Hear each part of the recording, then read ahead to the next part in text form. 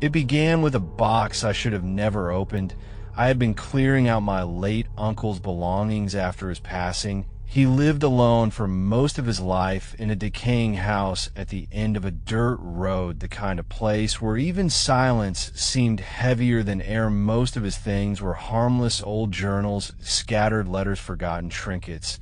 But near the bottom of the final box was something that felt different, a single photograph tucked inside. A cracked wooden frame, the glass warped with age, showed 6 people standing in a field near a house. I didn't recognize the image. Was black and white, but the faces were disturbingly sharp, too sharp, almost like they were captured mid-movement, except for one woman near the center whose head was turned slightly to the side, her mouth half open, as if caught in the act of speaking something about it. Made my skin crawl. The air in the room felt charged the way it does before a storm, but there was no sound. Outside, no wind, just stillness. I set the photo aside, but later when I came back to it, I could swear the woman's head had turned a little more, the angle different by the smallest degree. I convinced myself it was my imagination lighting distortion, maybe, but when I took it out of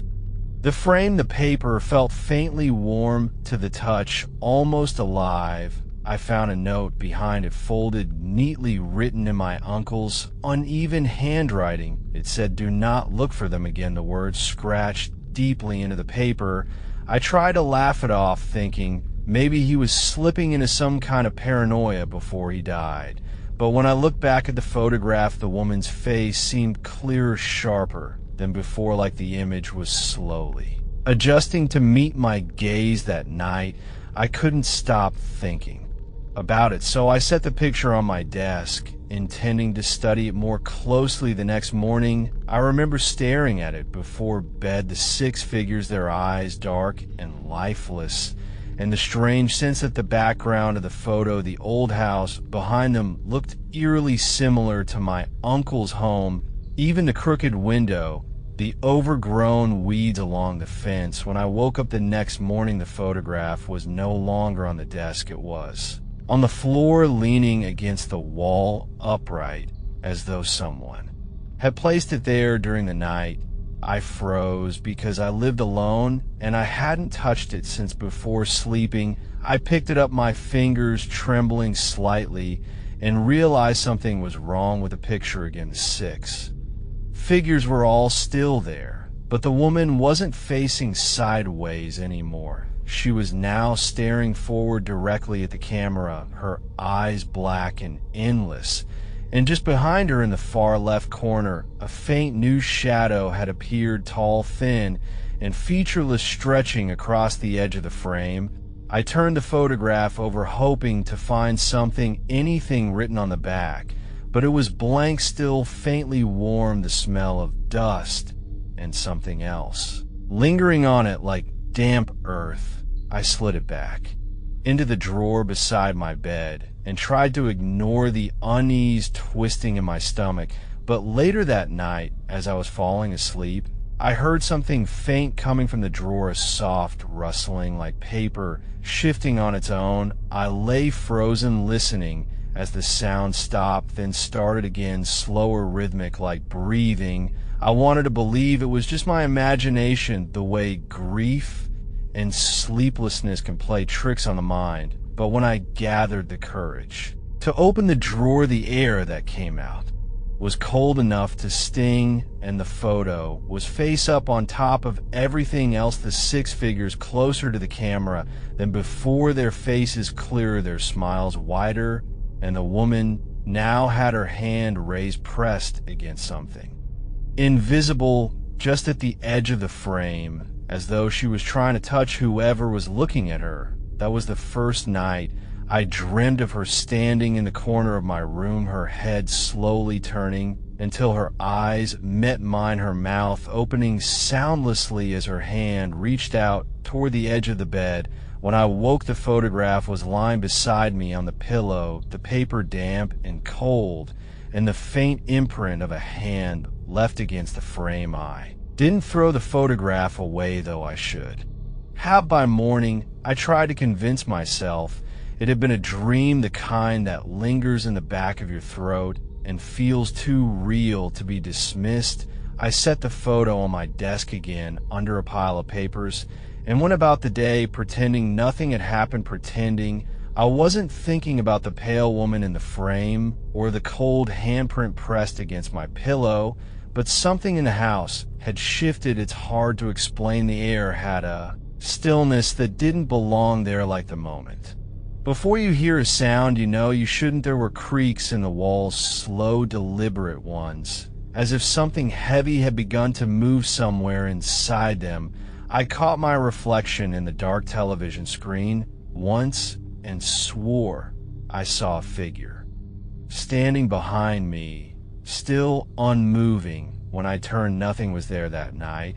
I looked at the photograph again, even though I promised myself I wouldn't. The 6 people stood in the same field, the house behind them crooked and rotting, but the air around them seemed thicker, the light duller, like the picture had lost its color, even though it was already black and white. Their faces, though, that was what made me cold. Their expressions were different, the smiles gone, the mouths closed tight, except for the woman. She was still staring forward, but her eyes had shifted ever so slightly, no longer looking toward the camera, now angled to the side, as if looking over my shoulder. The next few days blurred into one. I began to hear faint sounds around the apartment, like paper crinkling or breathing too soft to belong to anything alive. I stopped sleeping properly. I would wake to the faint rustling from the drawer where I'd locked the photograph away always. Exactly at the same hour, and every time I checked it, the photo would have changed just enough to unsettle me. One morning, one of the men was missing from the image, just gone. The space where he stood filled with a faint shadow and smudged like someone erased him halfway. I tried to find the same man's face in the background to see if maybe he'd been moved to another place in the frame, but the further I stared, the more I realized the photo itself was subtly wrong. The angle of the house had changed. The trees were different, leaning closer than before. I tried calling my friend Lewis again, told him what was happening. He laughed nervously and told me to bring it over so he could see it. I didn't want to, but I needed someone else to confirm I wasn't losing my mind. I wrapped the photograph in a towel and drove across town. But when I unwrapped it at his apartment, the picture was blank. No figures, no house, just an empty gray surface, as if someone had scraped the image off. Lewis thought I was joking until I swore I hadn't done anything. He said maybe I'd damaged it with moisture, but then he froze, his eyes fixed on the center of the photograph. He swore he saw movement, faint ripples beneath the surface, like something shifting just under the paper. I didn't see it at first, but then I did. A slow swirl of dark grain forming where the woman's face should have been. We both felt it at the same time. The air went colder. The light in his kitchen flickered once, twice, then steadied again. Lewis dropped the photo. His hand, trembling, said he felt something move under his fingertips like a heartbeat. We left it on the table, neither of us touching it, for almost an hour. When we finally looked again, the image had returned faintly. At first, the woman's face forming before the rest of the picture came back in fragments. But there were only 5 people now, not 6. And the woman wasn't looking at the camera anymore. She was staring directly upward, her mouth slightly open. When I brought the photograph home that night, I placed it face down on the desk and covered it with a heavy book. I didn't want to look at it again, but even then I could hear faint noises beneath the cover, a soft, irregular tapping like fingernails against glass at some point after midnight. I woke to the sound of something shifting on the floor, a slow scrape. I looked up, and the book was on the ground, the photograph propped against my bedroom wall, perfectly upright, facing me, the faint outline of the figures barely visible in the dark except for the woman, her eyes reflecting the little bit of light from the street. I turned the lamp on and froze. because something was wrong again. There were 6 people. Once more the missing man returned, but the 6th was not one of the originals. The 6th figure was facing away, standing closer to the camera, their shoulders slumped, but unmistakably wearing my clothes, and in the faint reflection of the frame, I could see the woman smiling again, as if she knew. I finally understood. She wasn't just looking out of the picture anymore. She was looking through it. I didn't sleep that night. The photograph sat propped against the wall facing me like a silent witness. I wanted to throw it away, but every time I reached for it, something in my chest tightened like invisible hands were warning me not to touch it. I ended up staring at it until dawn, watching the faint light slide across the surface, the faces of those 6 people seeming to shift almost imperceptibly with the changing shadows. When morning finally came, I took the photograph and shoved it into a drawer, wrapping it tightly in an old shirt. I told myself I'd take it to the dump later and forget about it entirely, but before I could leave the apartment, I saw something that stopped me cold. A faint smear across the hallway mirror, 5 parallel streaks, perfectly straight, running down the glass like fingerprints dragged downward. I wiped them away, but when I turned back to grab my keys, they had returned, darker this time, glistening slightly like something what had touched them. I left immediately. I couldn't be in the apartment anymore, not with that thing somewhere inside. But even outside, the air felt wrong, the streets too quiet, the wind too. Still, I went to the archives where my uncle had once worked, an old municipal building that smelled of dust and paper. I thought maybe I could find records about the people in the photograph, the location of the house, something that would make sense of it. The archivist, an older woman with shaking hands, helped me search. We found nothing on my uncle's address, no record of ownership, nothing about the property or the surrounding land. It was as if his house had never officially existed. But as I turned the pages of one old registry book, a name caught my eye, written faintly in the margins next to a barely legible note: "Do not document photographs from the field east of the Ridge 5. Lost at first 6, now 7. The archivist frowned when I asked about it. She said the handwriting belonged to a man who had worked there decades ago and had gone missing during an inspection of condemned properties. The file was never completed. The photo attached to the page was missing. Only a faint square of discoloration remained where it had once been. I went home more frightened than I wanted to admit, and for the rest of the day, I tried not to think about it. But the image kept appearing in my mind.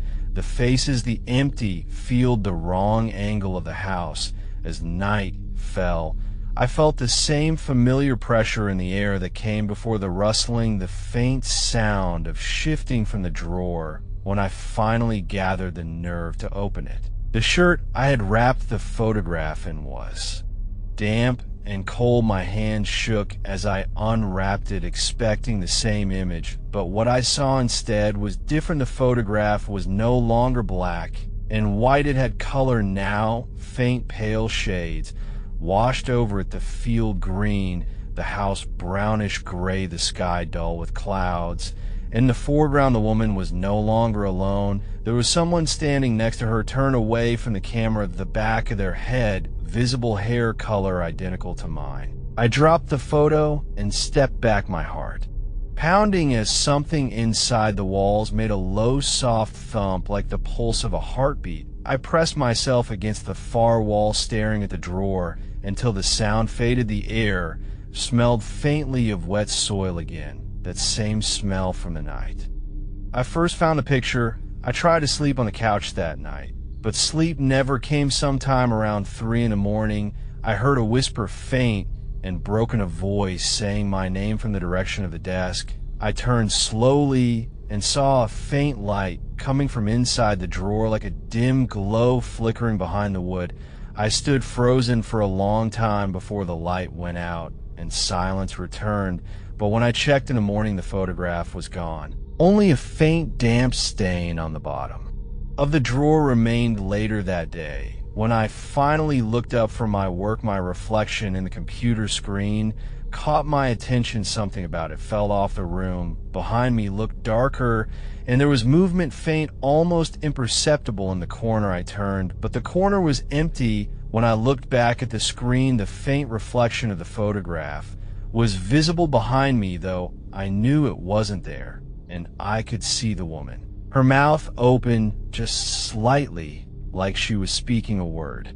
I couldn't hear that night. The tapping began again, slow, measured from the walls, not from one place, but everywhere. The sound of fingers tracing along plaster, steady, deliberate. When I pressed my ear to the wall, the tapping stopped, and I heard it instead inside my head, faint and rhythmic. 6 beats, pause, 7 beats, pause, 6 beats again. When I looked back toward the desk, the photograph was lying there flat, the color darker than before, the pupil clear, the woman's eyes bright and cold, and this time all 7 of them were looking directly at me. The 7th face had no features, just an outline, a void, the shape of a person waiting to be filled. I tried to convince myself it wasn't real, that I was exhausted, that the photograph had been there all along, and I had imagined the changes, but the image would not let me ignore it. The 7 figures stood frozen in that dead field,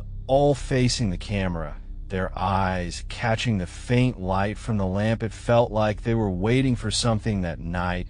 I didn't turn off the light. I sat at the table staring at the photograph, afraid to blink, because every time I did, something shifted, barely perceptible, like one of them had moved a fraction of an inch closer, the corners of their mouths twitching or their eyes narrowing. The more I stared, the more I felt the space around me closing in, a low sound like breathing rising from the walls. I covered the photo with a towel and went to the bathroom to splash water on my face. The mirror fogged as if the room were filled with steam, but the air was cold. I wiped the glass clean and froze, because behind me I could see the reflection of the towel slowly sliding off the photograph, though the air was perfectly still. It fell to the floor in complete silence. When I came back, the photograph was uncovered, the figures closer again, clearer. The woman was now at the very front, her face sharp and detailed. She looked just like the archivist I had spoken to that day, only younger. Her lips parted just enough for me to see the hint of her teeth. I shoved the photograph into a box, sealed it with tape, and stuffed it under my bed. But the house was restless. The faint thumping started again from inside, the walls soft and steady, like something crawling just beneath the surface. I pressed my ear to the plaster and heard faint whispers, not words, just movement, the sound of fingers brushing the other side. The next morning, the archivist called. She sounded shaken. She said she had been looking through the files again and found something. She shouldn't have a page glued between 2 others. When she peeled it open, a smaller photograph fell out. She said it was faded, but she could still see the outlines of figures, 7 of them, one blurred and stretched, almost as if the camera had caught it mid-movement. She said she'd bring it to me. I waited the entire day. She never came. When I called the archive, they said she hadn't shown up for work. When I went there myself, her desk was empty, and the drawer she had used to store the old registries was filled with damp paper, the edges soft and dark like they had been soaked in water. I went home shaking. That smell again, wet earth, decay. It was stronger now, seeping from under the bed. I hesitated before looking, but I had to know. When I pulled the box out, it was with the tape soft and peeling. When I opened it, the photograph was gone, but the inside of the box was smeared with fingerprints, dark and muddy, 7 of them pressed against the cardboard like something had pushed from inside. I threw the box out the back door and locked everything, every window, every door. I sat on the floor shaking until the lights flickered once, twice, and went out. The air grew heavy. The darkness felt alive. My phone screen lit faintly and I saw something reflected in it, the same field from the photograph, only now it was night, and there was a faint outline of a house in the distance. The phone shut off on its own. I tried. Turning it back on nothing, the silence was unbearable. Then came the dripping sound from above, but when I looked up, the ceiling was dry. The noise was coming from behind me. When I turned, the photograph was on the wall, pinned by something invisible. No nails, no tape. It was just there, perfectly centered, the woman's face, inches from mine, her eyes. Wider mouth, open wider than any human mouth should be. Then the air moved a breath cold against my neck, and I heard a voice, faint, low, right beside me. Shouldn't have looked. I spun around, nothing. But when I looked back, the photo had changed again. I wasn't in my apartment anymore. It was the same field, same sky. But now there were only 6 figures. The 7th shape was fading, like something erased it from existence. That night, I couldn't close my eyes without seeing that empty outline, waiting, stretching like a void. The more I thought about it, the more I felt it wasn't empty at all. It was making space for something new. I left the apartment before dawn. I didn't pack. I just walked until I couldn't see the building anymore. But even as I reached the edge of the city, I saw something that made my stomach twist. A poster stapled to a light pole, torn and weathered, and notice from the archives, looking for a missing employee. The photograph they used was the archivist, the same face that stared at me from that field. The street light above the poster flickered, and for a moment I saw the reflection of glass somewhere near me, like a camera lens catching light. And I swear I heard a faint click followed by silence. When I turned to leave, the sound came again, this time closer, a soft mechanical, where like a shutter being wound, a flash without light. And then stillness.